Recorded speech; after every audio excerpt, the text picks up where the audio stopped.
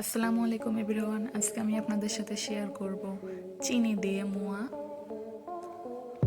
প্রথমে একটি কড়াইতে আমি 2 চামচ তেল নিয়েছি।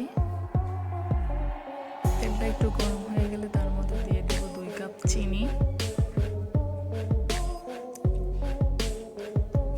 এবার একটু ভালো করে নেড়ে নিতে হবে।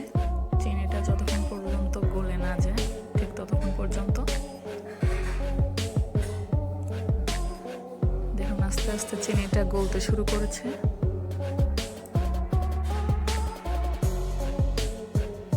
আপনারা নর্মাল তেল নেবেন। আসলে রান্না করতে যে তেল ব্যবহার করি আমরা সেই তেলই ব্যবহার করেছি এখানে আমি 2 টেবিল চামচ।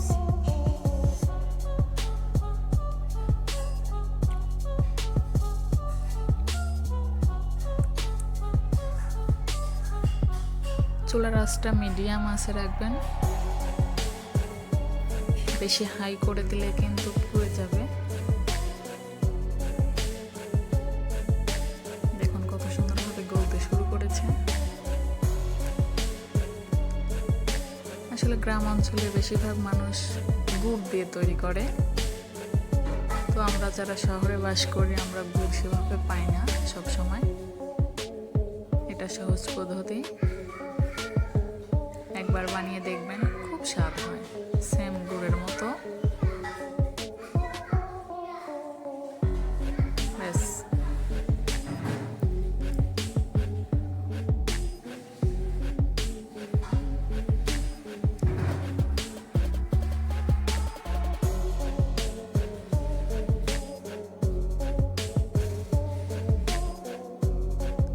হয়ে গেছে।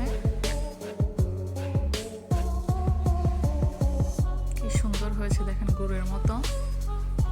এখন আমি এর মধ্যে মুড়ি দিয়ে দিব। আসলে মুড়িটা একবারে দেওয়া যাবে না, অল্প অল্প করে দিয়ে নেড়ে চেড়ে দেখতে হবে যে কতটুকু প্রয়োজন।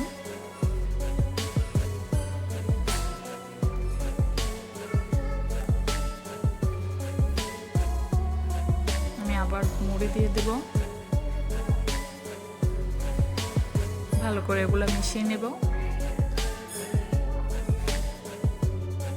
দেখুন আঠালো আঠালো ভাব কিন্তু চলে এসেছে।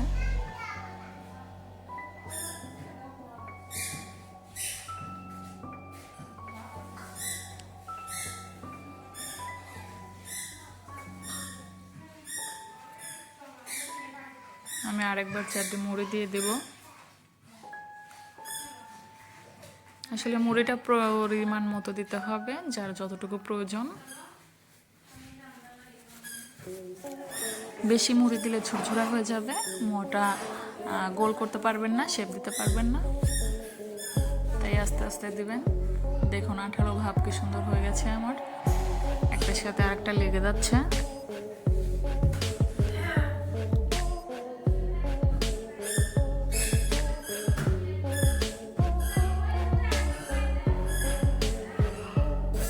দেখুন কত সুন্দর আঠালো ভাব হয়ে গেছে। আমি এখন এগুলো মোয়া তৈরি করে নেব। হাতে হালকা একটু সরিষার তেল ভরিয়ে নেবেন, তাহলে হাতের সাথে আটকে ভরবে না।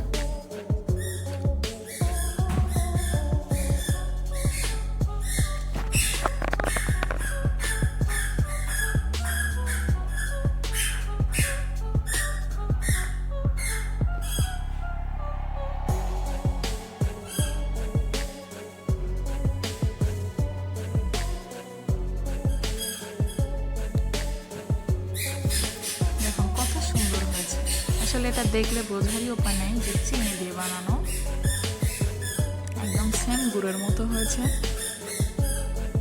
বাসায় একবার হলেও ট্রাই করে দেখবেন এবং আমার চ্যানেলটি সাবস্ক্রাইব করবেন। দেখুন কতটা সুন্দর হয়েছে। ধন্যবাদ সবাইকে।